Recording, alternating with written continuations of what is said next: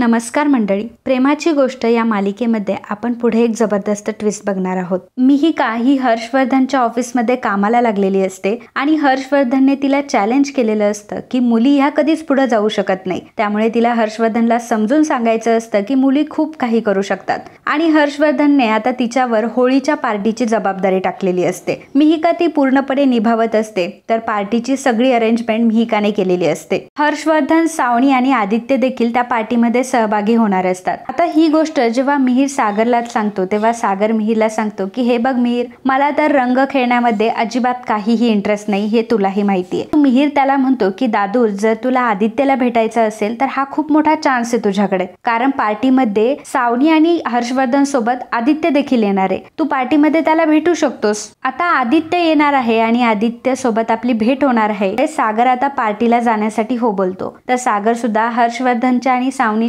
होळी पार्टीमध्ये सहभागी होणार असतो। सावनी आणि हर्षवर्धन जेव्हा सागरला पार्टीमध्ये बघतात तेव्हा त्याला खाली दाखवण्याचा ते खूप प्रयत्न करत असतात आणि हर्षवर्धन त्याचं प्यादं म्हणजेच आता आदित्यला पुढे सरकावतो। सागर जेव्हा आदित्य सोबत बोलायला जातो तेव्हा आदित्य मात्र खूप उर्मटपणे त्याला उत्तर देत असतो। सागर आदित्यला म्हणत असतो की आदित्य, अरे तुला आठवतंय का मी तुझ्यावर किती प्रेम कराय आणि अजूनही माझं तुझ्यावरच प्रेम आहे। तू सगळ्यांसोबत चल ना आमच्या घरी, आजी बाबा खूप तुझी वाट बघताय, सगळेजण तुझी वाट बघताय आणि सई सुद्धा तुझी वाट बघतीये, सगळ्यांसोबत तू घरी राहावं असं सगळ्यांना वाटतंय। तर आदित्य म्हणत असतो की हे बघा, मला त्या घरामध्ये यायचं नाहीये, त्यामुळे तुम्ही मला उगाच फोर्स करू नका आणि हो, तुम्ही माझे कोणी लागत नाही, त्यामुळे मला घरी बोलवण्याचा ना तुमचा काहीही संबंध नाहीये।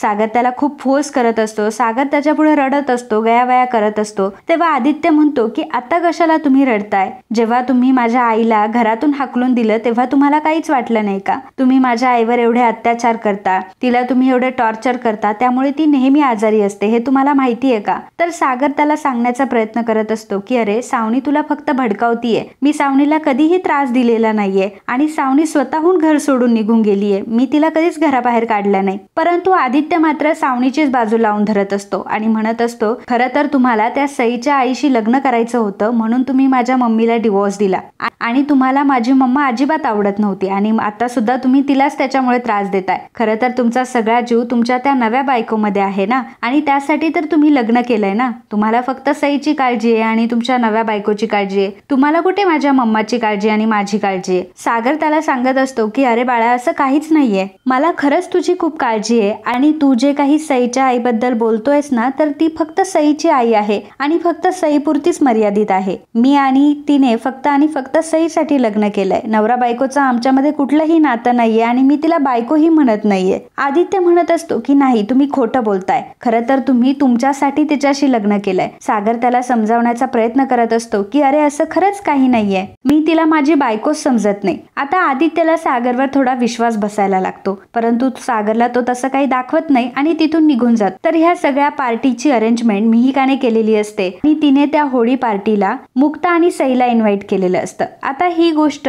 सागरला माहित नसते की त्या पार्टीमध्ये मुक्ता आणि सई देखील आलेत। तर मुक्ता आणि सई दोघीही रंग खेळत असतात, मिहिका सुद्धा त्यांच्यासोबत एन्जॉय करत असते। पार्टीमध्ये आता एका ठिकाणी भांग वाटप सुरू असते, भांग वाटपासाठी मोठी लाईन सुरू असते। तर आता आदित्य आणि त्याचे मित्र सुद्धा तिथे आलेले असतात। आदित्य त्याच्या मित्रांना म्हणत असतो की चला मी आज तुम्हाला भांग पाजतो, तर त्याचे मित्र नाही नाही म्हणत असतात, परंतु आदित्य म्हणत असतो की अरे तुम्ही अजून लहान आहे का, जरा मोठ्या मुलांसारखं वागा ना, मोठे मुलं कसं दारू पितात, भांग पितात, आपणही पिऊन बघूयात काय असतं ते। त्याचे मित्र त्याला नकार देत असतात आणि आदित्य म्हणतो की ठीक आहे, आता ही काय तुमच्या बसची बात नाहीये, आता मीच तुम्हाला भांग पिऊन दाखवतो। आणि जो माणूस भांग देत असतो, आता आदित्य त्याला म्हणतो की मला तू एक ग्लास भांग दे। तर तो माणूस त्याला विरोध करत असतो आणि म्हणत असतो की अरे बेटा, तू खूप लहान आहेस, मी तुला कसं काय देऊ? परंतु आदित्य म्हणत असतो की तुला माहितीये का मी कोणाचा मुलगा आहे, ही ज्याने पार्टी ठेवली आहे ना, मी त्याचा मुलगा आहे, तुला माझं ऐकावंच लागेल, मी तुला सांगतोय ना मला एक ग्लास भरून दे तर दे। तर आता त्या माणसाकडे दुसरा कुठला पर्याय नसतो आणि तो आता आदित्यला ग्लास भरून देणारच असतो।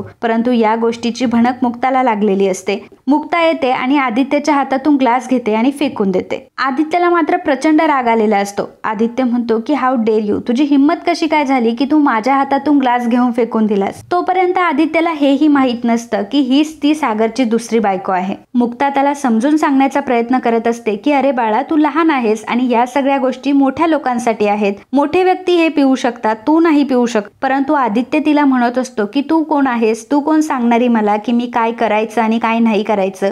तू माझ्या गोष्टीमध्ये इंटरफेअर करणारी कोणीच नाहीये. मुक्ता आदित्यला ती भांग घेण्यापासून रोखत असते, परंतु आदित्य खूप हट्टी असतो. शेवटी आदित्य आता रागाने तिथून निघून जातो. आदित्यला माहित नसतं की ती बाई नक्की कोण होती जी मला एवढं बोलून गेली.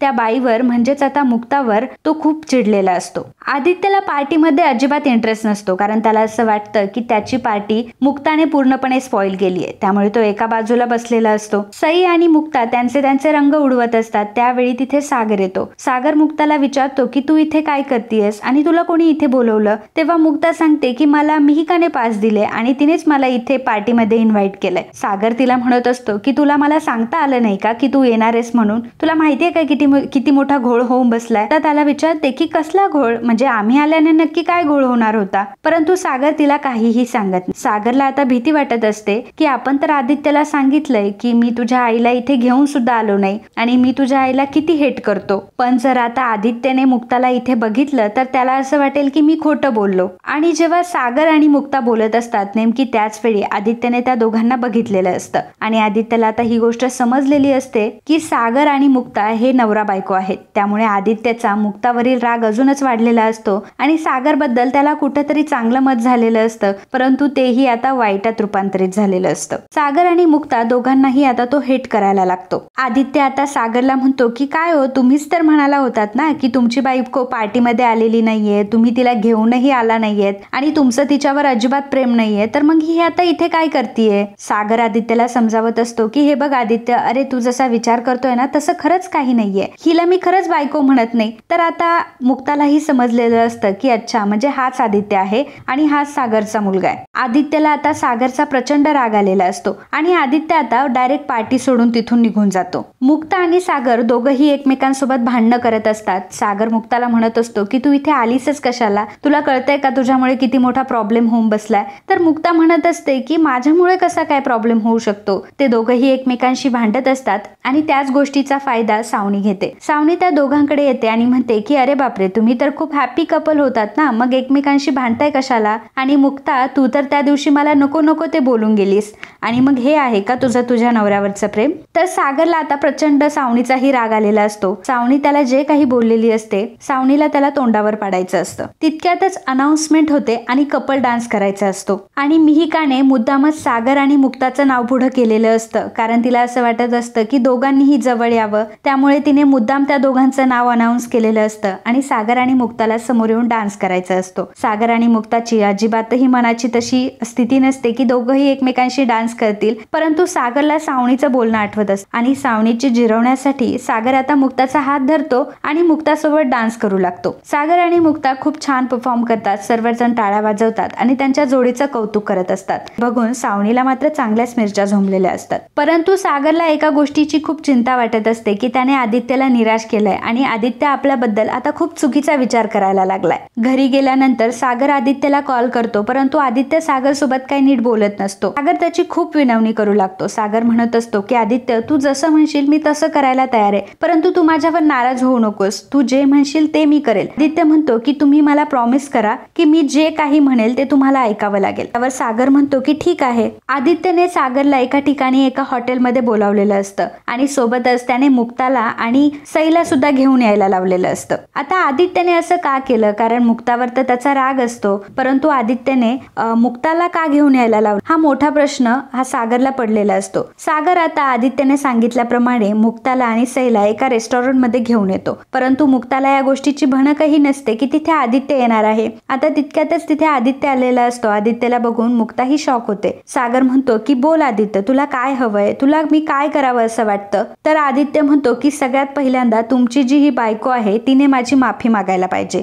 सागर मुक्ताला आदित्यची माफी मागायला सांगत असतो. तर मुक्ता विचारत असते की मी कशाबद्दल याची माफी मागू. आदित्य म्हणत असतो की त्या दिवशी तुम्हाला नको ते बोललीयस, त्या दिवशी तुम्हाला भांग पिऊन दिली नाहीस, तू माझ्या हातातला ग्लास ओढला, आता तुला या सगळ्या गोष्टीसाठी माझी माफी मागावी लागेल. मुक्ता म्हणत असते की सागर अहो हे चुकीचं आहे, लहान मुलगा भांग पित होता आणि मी त्याला थांबवलं, यात माझं काय चुकलं? खरं तर मी वाईट गोष्टींचा विरोध केलाय ना, मग मी याची का माफी मागायची? परंतु सागर मुक्ताला म्हणतो की तुला माफी मागावीच लागेल. त्यामुळे आता मुक्ता सागरचं ऐकते आणि आदित्यची माफी मागते. सागर आदित्यला म्हणतो की आदित्य आता झालं ना तुझ्या मनासारखं, आता तरी तू माझ्याशी नीट बोलशील का? आदित्य म्हणतो की नाही, अजूनही एक काम बाकी आहे. आता तो हर्षवर्धन आणि सावनीला तिथे बोलवतो. सावनी आणि हर्षवर्धनला बघून सागर आणि मुक्ताला दोघांना प्रश्न पडतो की आता हे दोघं इथे कशासाठी आले असतील. आदित्य आता सागरला म्हणतो की तुमच्या बायकोला तुम्ही माझ्या डॅडची आणि मम्माची देखील माफी मागायला सांग. सागर आता मुक्ताला सावनीची आणि हर्षवर्धनची माफी मागायला सांगतो. मुक्ता म्हणत असते की सागर अहो तुम्ही मुलाच्या प्रेमापोटी काय करताय तुमचं तुम्हाला तरी कळतंय का? अहो ह्या चुकीच्या गोष्टींसाठी मी का माफी मागू यांची, आणि मी काय चूक केली आहे की मी यांची माफी मागू?